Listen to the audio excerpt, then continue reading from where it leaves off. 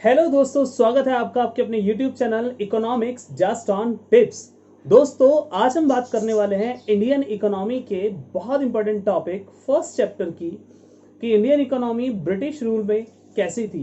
तो दोस्तों, वीडियो शुरू करने से पहले अगर आप हमारे चैनल पर नए हैं तो जल्दी से हमारे चैनल को सब्सक्राइब कर दीजिए और अगर वीडियो आपको पसंद आए तो वीडियो को लाइक और शेयर जरूर कीजिएगा। तो आइए शुरू करते हैं आज का हमारा टॉपिक। देखिए दोस्तों, ये फर्स्ट चैप्टर है, ये हमें ये बताता है कि ब्रिटिश रूल के टाइम पर हमारी इकोनॉमी कैसी थी। तो अगर ब्रिटिश रूल के टाइम पर समझना है तो हमें ये समझना होगा कि इंडियन इकोनॉमी 3 पार्ट्स में डिवाइड है।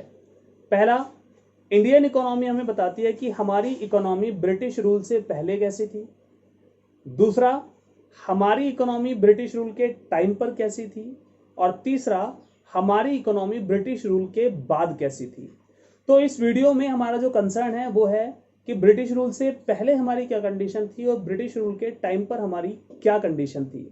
पहले हम समझते हैं हमारी इकोनॉमी की आखिरकार भारतीय इकोनॉमी कैसी थी ब्रिटिश गवर्नमेंट के आने से पहले। तो द इंडियन इकोनॉमी बिफोर 1757। देखिए, पहली बात, 1757 से पहले भारत को सोने की चिड़िया कहा जाता था। सोने की चिड़िया क्योंकि भारत रिच सोर्स था रॉ मटेरियल का और प्रीशियस स्टोन का।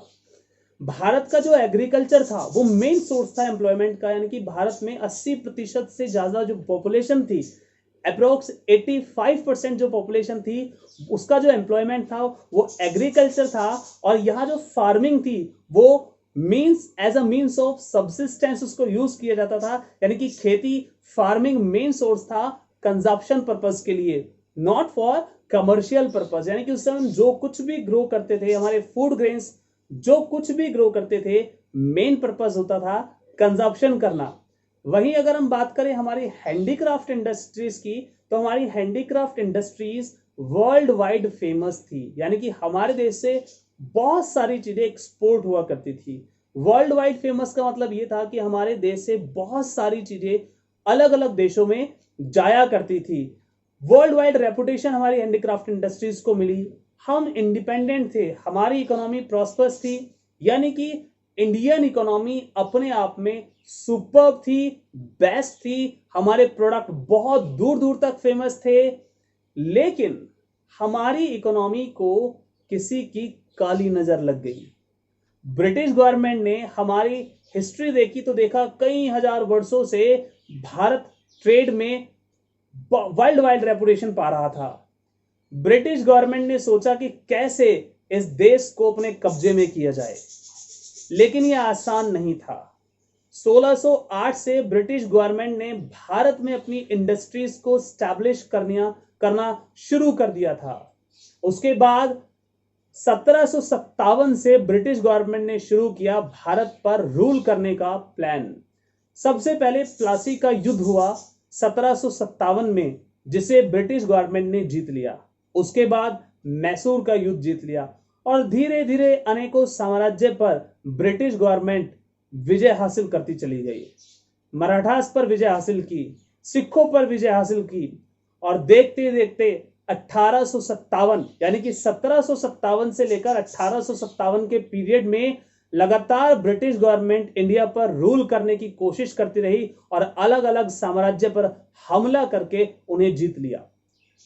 1857 से ऑफिशियली भेज दिया गया कि अब ब्रिटिश गवर्नमेंट का रूल शुरू हो गया है, यानी कि एक ऑफिशियल अनाउंसमेंट कर दी गई थी। और 1857 से ब्रिटिश गवर्नमेंट हमारे देश में प्रॉपर रूल करने लगी। यानी कि अगर हम बात करें तो ब्रिटिश गवर्नमेंट का जो पीरियड था वो लगभग 190 वर्ष यहां पर रहा, लेकिन जो मेन था वो लगभग 100 वर्ष था। 1757 से लेकर 1947 तक ब्रिटिश गवर्नमेंट ने भारत पर रूल किया।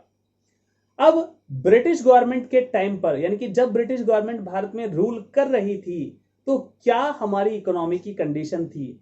तो देखिए, ब्रिटिश गवर्नमेंट ने हमारे अलग अलग सेक्टर का एक्सप्लॉयटेशन किया, जैसे एग्रीकल्चर सेक्टर का एक्सप्लॉयटेशन किया, और वो भी जमींदारी सिस्टम के थ्रू। अब देखिए, जमींदारी सिस्टम क्या था। जमींदारी सिस्टम एक ट्रायंगुलर रिलेशनशिप बना दी थी ब्रिटिश गवर्नमेंट ने, जिसमें जो जमींदार होते थे वो टिलर्स से, टिलर्स मतलब खेतों पर काम करने वाले लोग, टिलर्स से जितना चाहें उतनी रेंटल इनकम ले सकते थे। और जो जमींदार थे उन्हें अपनी इनकम का एक फिक्स सम गवर्नमेंट को देना था। तो जमींदारी सिस्टम क्या था कि जमींदार को परमानेंट ऑनर बना दिया गया था जमीनों का, और जमींदार जितना चाहते थे उतनी रेंटल इनकम टिलर्स से ले सकते थे, और जमींदारों को अपनी रेंटल इनकम का एक फिक्स्ड पार्ट गवर्नमेंट को देना होता था। यही जमींदारी सिस्टम में एक प्रॉब्लम और आई कि जो टिलर्स थे उनके पास सर्वाइवल के लिए भी बहुत कम बचता था, और जमींदार इन्वेस्टमेंट तो ना के बराबर करते थे।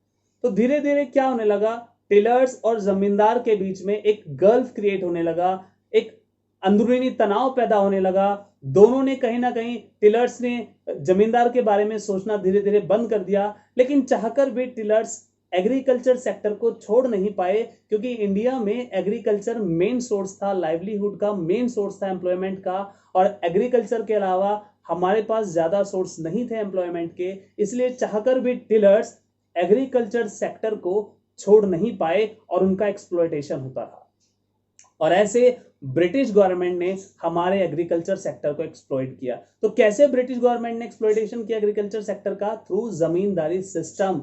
जमींदारी सिस्टम में जमींदार को जमीनों का परमानेंट ऑनर डिसाइड कर दिया गया। जमींदार टिलर्स से जितनी चाहते थे उतनी रेंटल इनकम ले सकते थे, और उन्हें अपनी इनकम का एक फिक्स सम किसको देना था? गवर्नमेंट को देना था। तो जमींदारी सिस्टम क्या है, आई होप आपको समझ में आ गया होगा।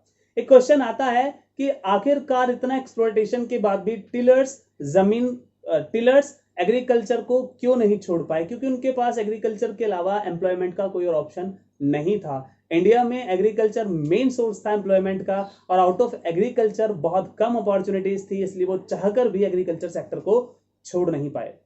इसके बाद ब्रिटिश गवर्नमेंट ने एक्सप्लॉइट किया हमारे इंडस्ट्रियल सेक्टर को। देखिए, अगर हम बात करें इंडस्ट्रियल सेक्टर की, तो मैंने आपको बता दिया था कि हमारा industrial sector world wide famous था। Handicraft industries world wide famous थी अपने काम के लिए, लेकिन ब्रिटिश गवर्नमेंट को हमारे इंडस्ट्रियल सेक्टर को एक्सप्लॉइट करना था, और यह किया गया दो तरीकों से।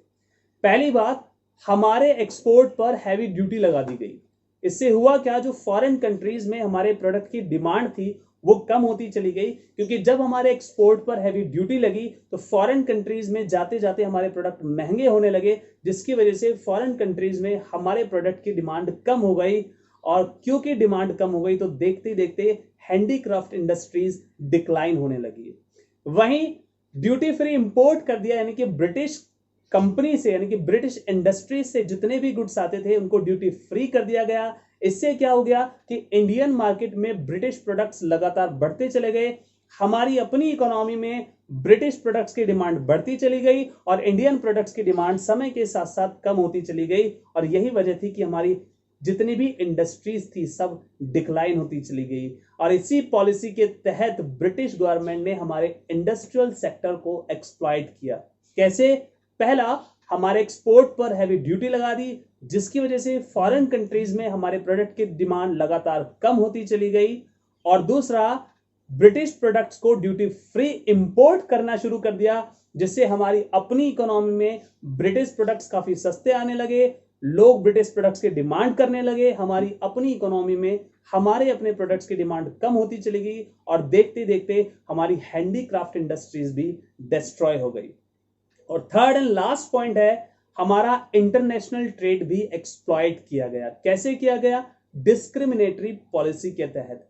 डिस्क्रिमिनेटरी पॉलिसी में अगर हम ब्रिटेन को एक्सपोर्ट करते थे रॉ मटेरियल का, तो वो होता था duty free. So duty free export of raw material from India to Britain. इससे क्या हो गया कि हमारा 50% से ज्यादा जो एक्सपोर्ट था वो ब्रिटेन की तरफ होने लगा, हमारा ज्यादातर रॉ मटेरियल ब्रिटेन जाने लगा, ब्रिटिश इंडस्ट्रीज की विशेष को पूरा करने लगा, नीड को पूरा करने लगा, क्योंकि ब्रिटिश इंडस्ट्रीज को रॉ मटेरियल चाहिए था, और रॉ मटेरियल का रिच सोर्स था इंडियन इकोनॉमी। और हमारा सारा रॉ मटेरियल 50% से ज्यादा एक्सपोर्ट का होने लगा, ब्रिटेन में होने लगा, और हमारी अपनी हैंडीक्राफ्ट इंडस्ट्रीज के पास रॉ मटेरियल की कमी आने लगी।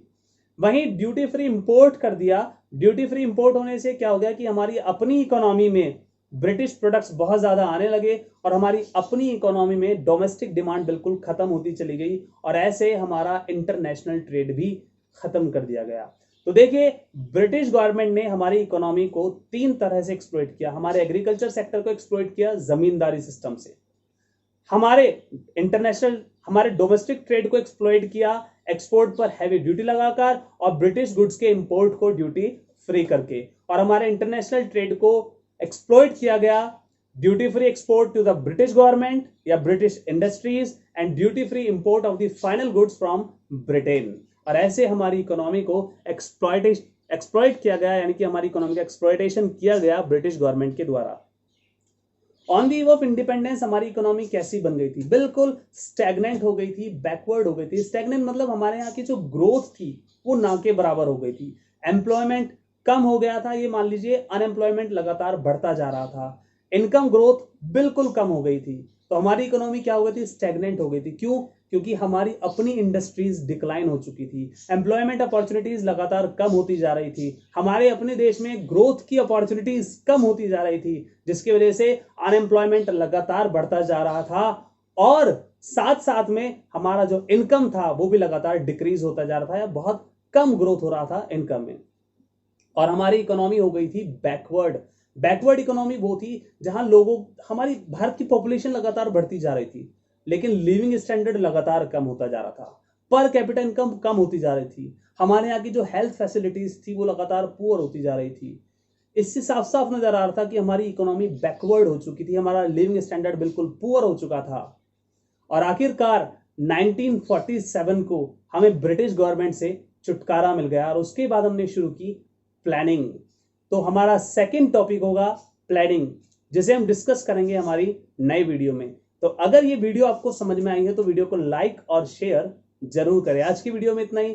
Thank you for watching.